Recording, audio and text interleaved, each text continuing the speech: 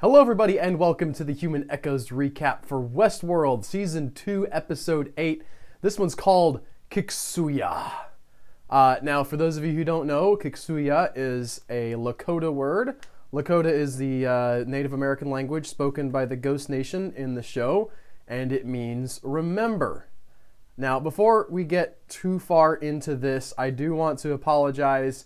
I am in the middle of getting over pneumonia, so if this episode is a little bit less loud, it's because I can't breathe as deep as I normally would because of the giant bucket of phlegm in my lungs. So, here we go.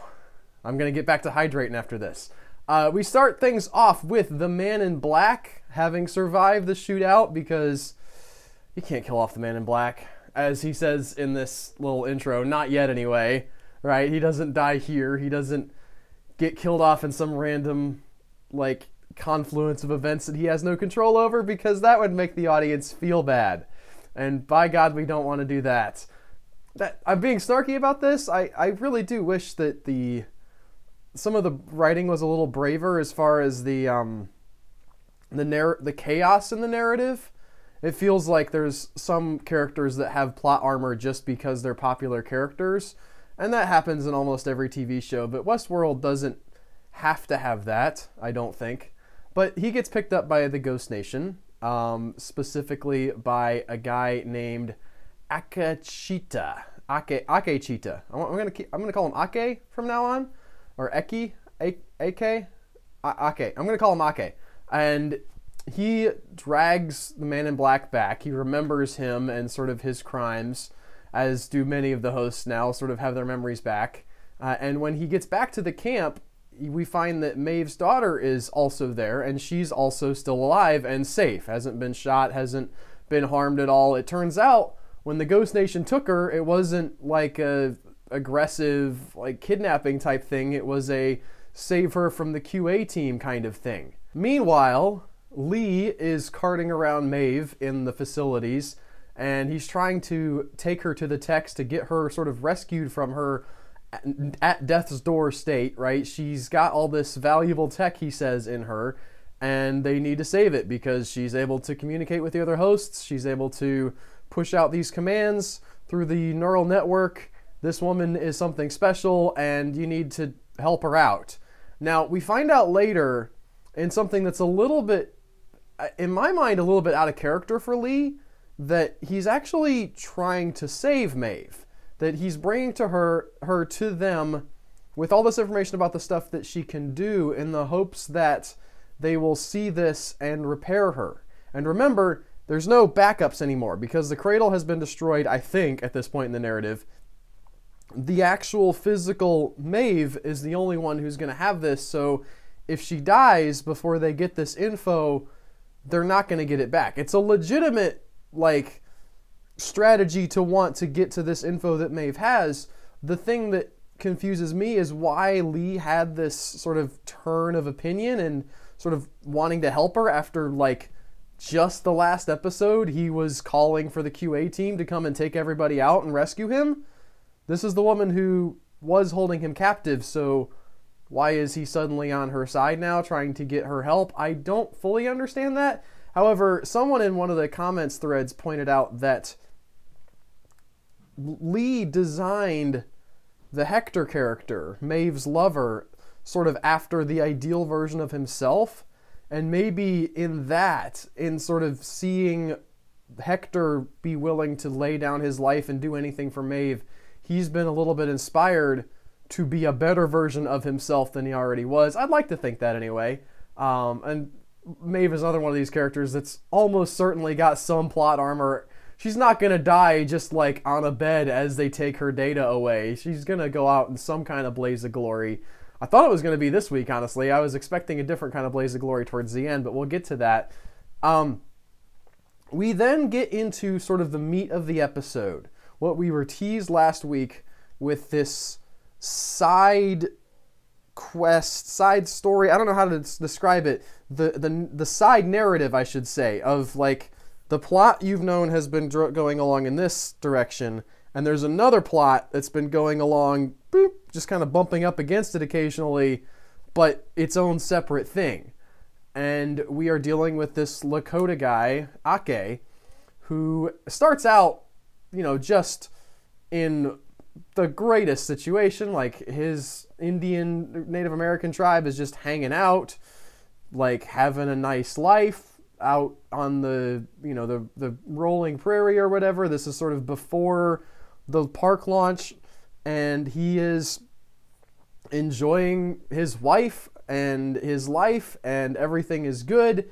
And then he gets caught, and he gets sent back to the world as something else, right? Like, they take him down, they say, we're going to do something different with this guy, and they reboot this character, not as sort of this family man who's, just, farming and kind of getting along and having a happy life, but as a bloodthirsty warrior who is now going to have the super scary face paint that makes him so distinctive. And I love this face paint, by the way, really do. And his guys. His face paint's very distinctive, and he has several different guys in his band who you see several times, and their face paint is excellent as well. And he's coming along in the early days, right? Before he gets the reboot, before everything kind of turns crazy for him, he finds the aftermath of Dolores killing Arnold and all the rest of the hosts that were in that town. And the way that was played in season 1 was, this is everybody. This is all the hosts. She kills them all. They have to do a reboot. Like, Ford has to pull some major strings to get things to keep going. But as it turns out, that the Indian tribe that was extant within this sort of prototype storyline was just spared all of this. I guess Dolores doesn't know about them, or Arnold didn't think enough of it to want them wiped out. He thought maybe it would be enough just to sort of deal with the main hosts. There's also something that occurred to me several times, in that people underestimate these guys and don't necessarily treat them with as much care as they would the hosts closer in. And you might argue that that's because there's less control out here, because of there's not as many control points. There's not like the ability to get in as easily and control the situation. But my read on it, a sort of an alternate take, is that they are projecting sort of this disdain for these people because they are primitive, right? Like, because the tribe is coded as Native Americans, is coded as these guys who are sort of not as advanced, even though they're the same robots, right? Like, they've got the same minds and everything. The techs that design them don't treat them with the same care and respect and worry about getting seen, which if that was something that Arnold did, it amuses me. That's something that I thought about the whole episode. I don't know if that was Arnold's reasons for leaving these guys alive, or if they're part of his master plan too. But whatever the reason, this guy Ake finds the maze, right? Everybody else is dead, and he comes across this symbol, this maze, that we now know, looking at this for the hosts, serves as kind of a QR code, if you will, to sort of unlock their memories. And he's able to understand a little bit more about the world. And when they reboot him, he's not gone. Like, he has some of those memories come back as he goes back and sees his wife. He goes and he remembers his past.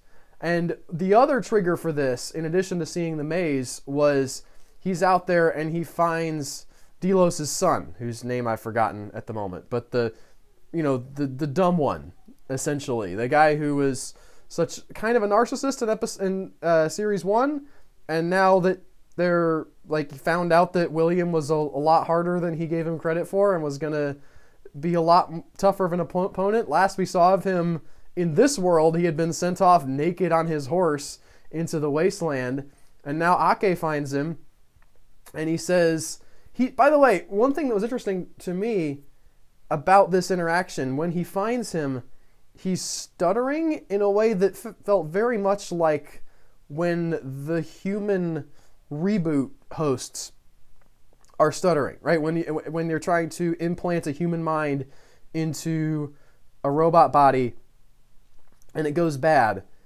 he sounds like he's having those same kinds of problems, or like when the hosts are leaking cortical fluid, when they just can't quite get the words out. I don't know if that's a clue or if that's just sort of a parallel in that, yeah, he's like way dehydrated and not feeling well. But it struck me as something that I can't explain. I don't understand what that means, if it means anything. It seems like a weird detail to have for it not to mean anything, but like, if he's a host, why? How? What does that do? What does that mean for the actual guy that we know is Delos' son who overdoses on drugs? I have a lot of questions if that's some kind of a clue, and maybe it's not. All right, maybe that's just how the actor decided to play being super dehydrated and wiped out. But Ake comes to him and takes pity on him, right? This bloodthirsty warrior. Now, admittedly, he can't kill him at this point because even though he's kind of awake, like he has a little bit of awareness, so he hasn't totally thrown off his chains yet, and maybe never does. I don't know if he actually kills any humans that we see. I can't remember if he does, but he gives this guy the blanket off of his horse and tells him to cover up and shows him the compassion that the humans would not show to the hosts in season 1. If you'll recall, when the one guy was putting a blanket on top of some of the hosts' genitals and stuff, he's like, they don't have any feelings except the ones we gave them. Don't treat them like people. And Ford gave him a hard time about it. And now here we see the opposite of that, the inverse of the compassion of the hosts toward the humans. And he helps him out.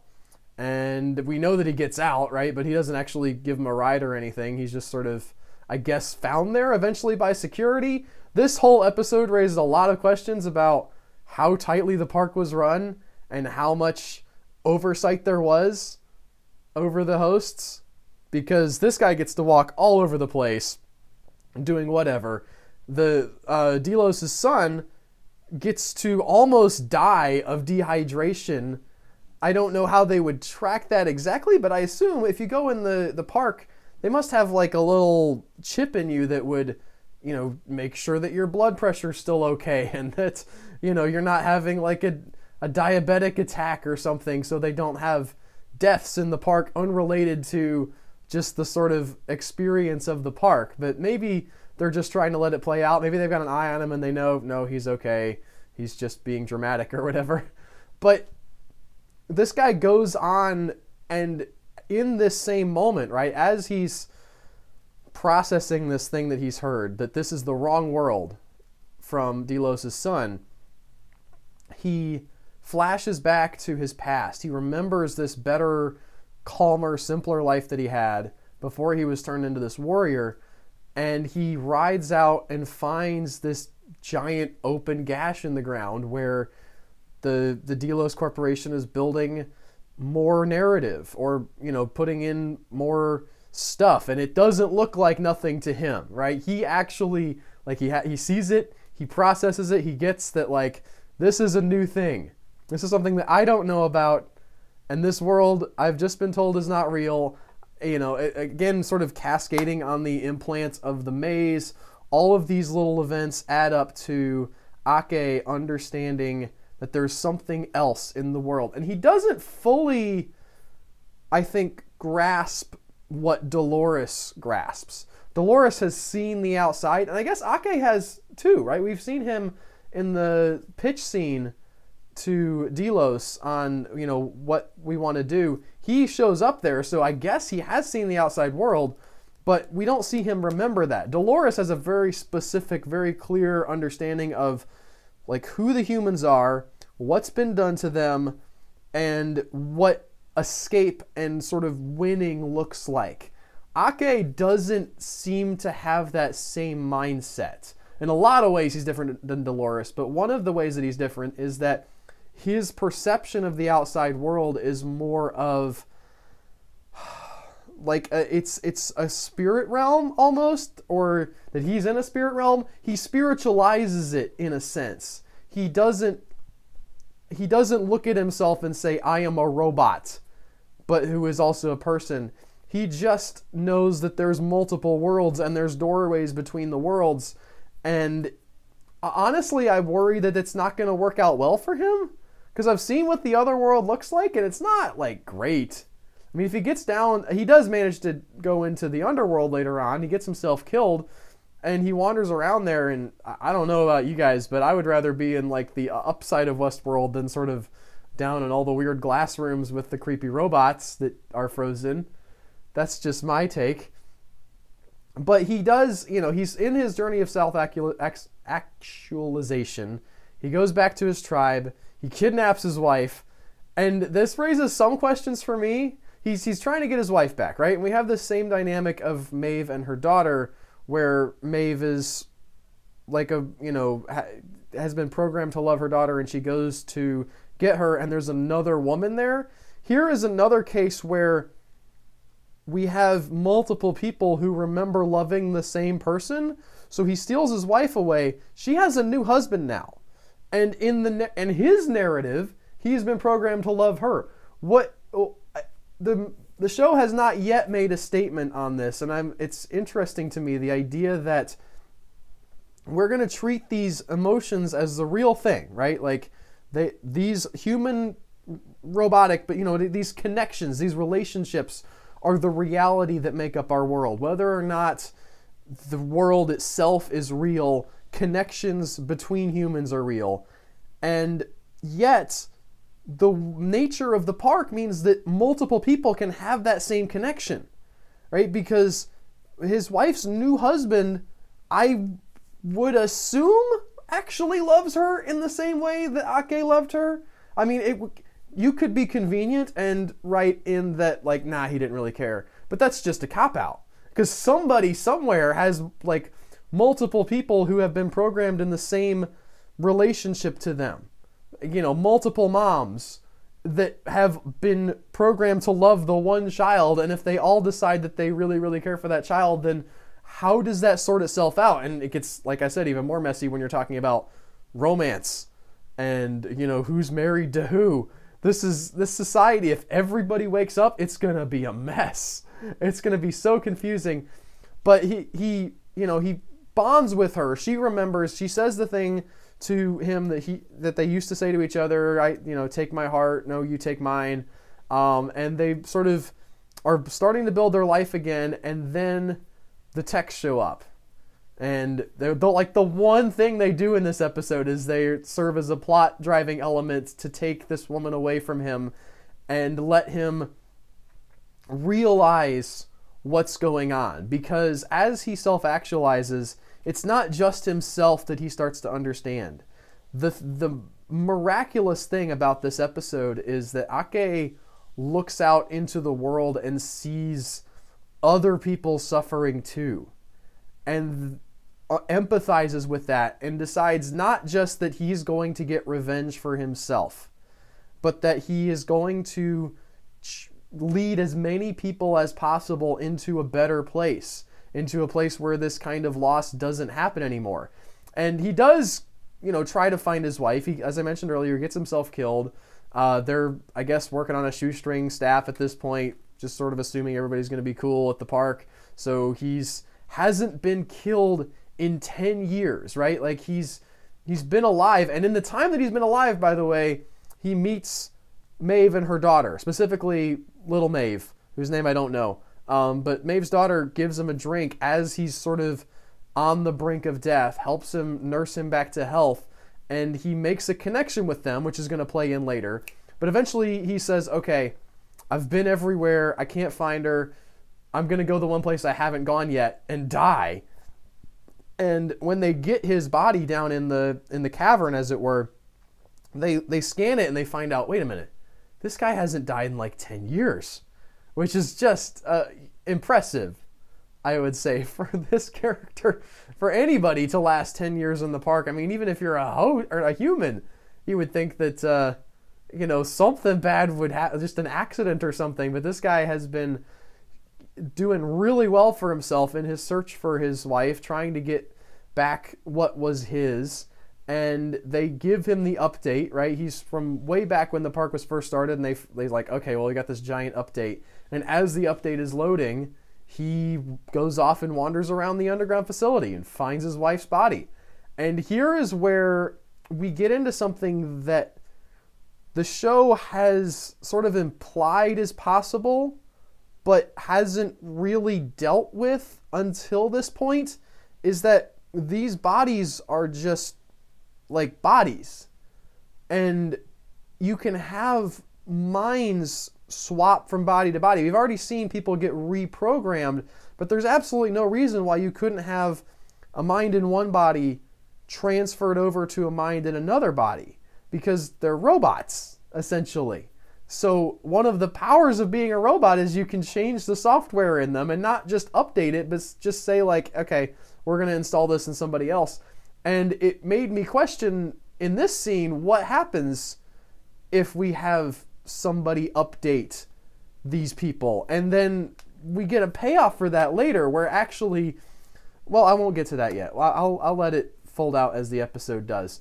But Ake continues his journey, and here is where sort of the big reveal of this episode comes, in that Ake has decided that in his, not just me, but everybody needs to know about this journey, that he is going to spread this symbol everywhere that he can. And he starts with his men. He starts by tattooing it on the inside of their scalps. Yowza.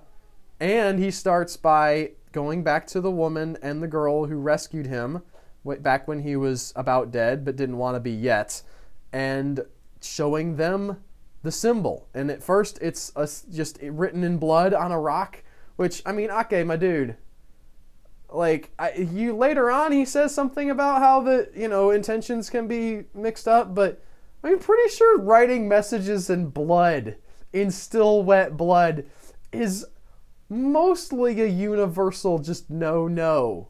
Like, people do get that that's creepy, Ake. I think you should have gotten it too, but you got to have this sort of message the messages can be mixed and misunderstood. And the culmination is that he makes a big version of this symbol sort of in a sand pile type thing outside of Maeve and their daughter's house. And this is what Maeve stumbles into when the man in black shoots her.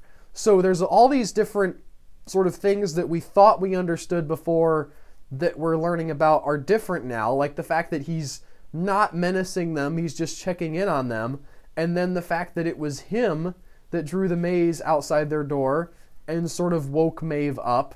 And it's interesting to see him take back this narrative essentially from Dolores. Dolores in the first season really felt like the driver of a lot of this stuff, and then Maeve was sort of also like someone else who was waking up, and it never felt fully explained. I was always confused anyway. I was like, why exactly did some hosts wake up and other hosts not, and what is the difference? And now we're finding out that it's specifically this symbol, that this is a virus in a sense for the hosts that wakes them up, that lets them have access to their memories, and having access to their memories is the first step into becoming these fully articulated human personalities that can act back and can sort of fight back against the humans.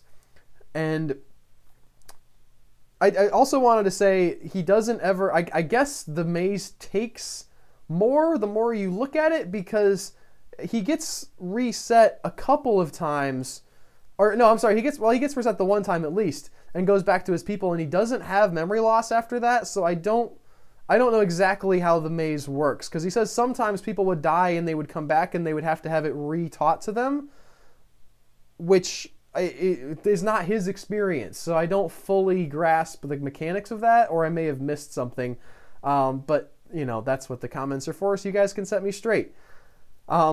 We get the scene where we sort of understand what Lee is up to, and he really has like an emotional reaction where he tells Maeve, listen, you don't deserve this, like, you just wanted to be with your daughter.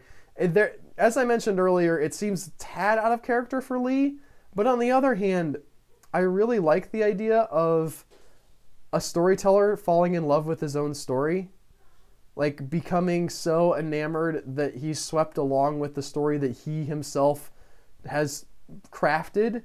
That is a beautiful image, and I think it's difficult, right, to craft a story that good. I think most times if you're a director and you're watching your own movie, all you can think about is, it was difficult to get that shot, and yeah, I don't like this angle, and sort of it might be hard to find the flow of the story. But Lee is, in a sense, finally getting sucked into his own narrative.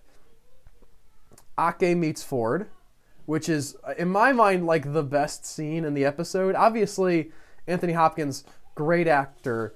The guy who plays Ake, who I looked it up, and I don't have it in front of me right this second, but he also is a very much a big part of Fargo Season 2, an excellent, excellent guy who's played Native American characters. I assume he is Native American himself, and is just a great actor. And seeing these two guys play off of each other and him try to understand what Ford is.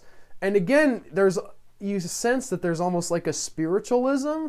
Like, we view this interaction through the lens of technology. But if you're Ake and you have sort of a pre-built Native American kind of consciousness, you're probably going to see this as a spirit type interaction. I mean, there's this guy, this white guy with a blinding light who's frozen everything around him, and he's like looking at the insides of their skulls where Ake has tattooed these things, and Ake, goes and talks to him, and he freezes Ake and talks to him about himself as the creator. Like, this is straight up the closest that we could get to Ford as actual God, because Dolores and them aren't primed to see things that way. I think possibly because even though they're in sort of the Old West, they have like an understanding of technology and machines. But Ake is outside of that. Ake is coming from a different place, narratively speaking, and so his understanding of this is much different. And finally, Ford tells him that there's going to be this narrative change, right? That the Deathbringer is going to come. She already came for Arnold, and now she's coming for Ford. He knows this is coming. This is something that we've sort of assumed would happen, or that he knew about in the past, but he straight up says it here. Like, I'm going to get killed by this woman, and you need to be ready. And it puts some stuff about Ford and his thoughts about the hosts in a little bit of a different light. Because in the past, Ford had talked about the goodness in the host and how they were better than us and how they could surpass us. And yet, in a lot of cases, especially with Dolores, we saw that there was anger and bitterness and ruthlessness and just all the kinds of negative human emotions that even in the service of a good thing will ultimately lead us down the wrong path. And the same kinds of things that have messed humans up for our entire existence, essentially. And if you think about him talking about this new race, this new nation in the closing moments of his life, as not about Dolores and her gang, but about Ake and his gang and the people that they can save, it's a really interesting subversion of the expectation. At least it was for me. I think that Ake is so different, even than Maeve, I think, because Ake is very much about saving people. We have seen the Ghost Nation tribe picking up humans that, like, Dolores was trying to kill and saving them from Dolores, and the theory all along had been that that the Ghost Nation had been reprogrammed, that somebody was controlling them, and that they were, the puppet of Elsie or, Ford off on the side.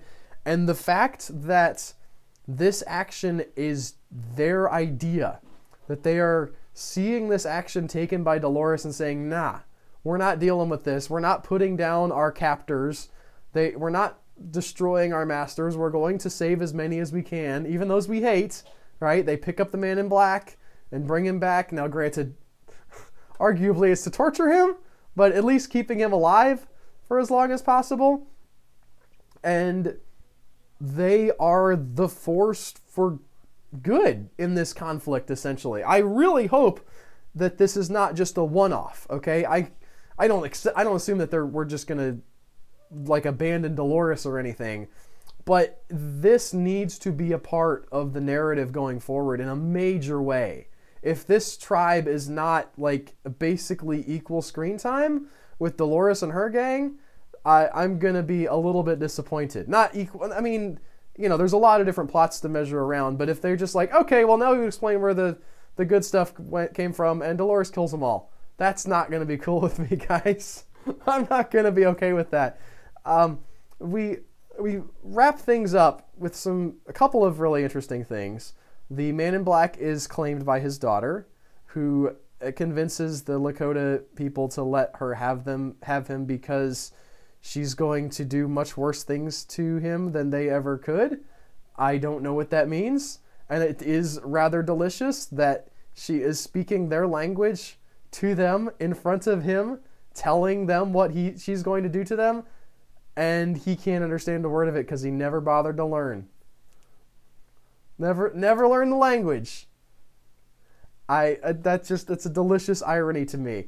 And then the final moment of the show, the big sort of sledgehammer of emotion that hits, is you realize that Maeve has been listening into this story that Ake's been telling this whole time, and I think I'm correct about this, that Maeve has like his wife's mind in her that had been wiped from before. I don't know why she doesn't remember. Like, she remembers back to when she had a daughter.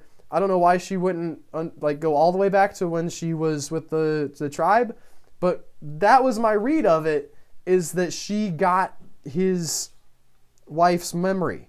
Maybe not, but they're definitely talking to each other, because she says the thing back to him. I mean, granted, maybe it's just because he told the story and she's like, well, I know the line here, my heart goes with you too, but I felt like that they were implying that was actually her and she had a new body that they swapped out. I'm not super confident about that one, okay? But it feels right to me, and he sort of says goodbye to her. He's been talking to her through the mesh network, and it's a great little reveal, because you think that he's been talking to the girl this whole time, and then there's sort of the understanding that, oh wait, when he was speaking Lakota, he must have been speaking to Maeve, because why would the little girl know Lakota? But it also connects them together, and there's the moment in the lab where they're connected to Maeve, and Maeve, the Hale comes in, and she's like, not only can she talk to other hosts, she's talking to more right now. In my mind, I was like, oh, she's like controlling some latent hosts in the lab or something, and they're going to bust in and get her out. But no, it wasn't that. She was talking to Ake and hearing his story and understanding like what her origin was. There's a lot I like about this. I like that we've finally gotten the perspective of the Native American characters. Much like in real historical sort of Western movie making, it's taken us a while to get there, to understanding them as actual people and not just as sort of the painted demons. There is a certain metatextual level that I really enjoy this on. I want it to continue, though. I don't want this, as I mentioned earlier, I don't want this to be the token like Native Americans are people too episode, and then we get back to the interlopers. The other thing is, the allegory is weird with the Native Americans, right? Because in the actual Old West, the thing was these people were having their homes stolen. Like, their land was being taken away by other people who thought they owned it, and they were fighting back against that. There's not really that kind of narrative explicitly stated in Westworld. It's created in this state of the Old West, so these people have their lands and the white people have their lands, and the white hosts haven't really been more of a problem to the Ghost Nation than anybody else has. it's a weird analogy to try to draw. And then there's also the sort of extra layer of, well, the humans kind of represent that to all of the hosts, but it doesn't quite read for me. But I really enjoyed the attempt, and I hope that they keep attempting this more, because this was an excellent episode. It really gave us a lot of information, and in a way that wasn't just like, oh, by the way, here's a big spoiler, like, or not a big spoiler, but a big twist. It felt so character motivated and so like real and raw that this was what had been happening. And even though some of it kind of like reads a little bit like a retcon, it's the best kind of retcon. And I really enjoyed it. I hope you guys enjoyed this recap, because that is all I have for you today. I have run out of energy. I'm going to go back and lay in bed and drink my Powerade. But if you enjoyed this, don't forget to subscribe, leave a like, leave a comment, and I will see you guys next week with another episode of the Westworld Recap. Take care, y'all.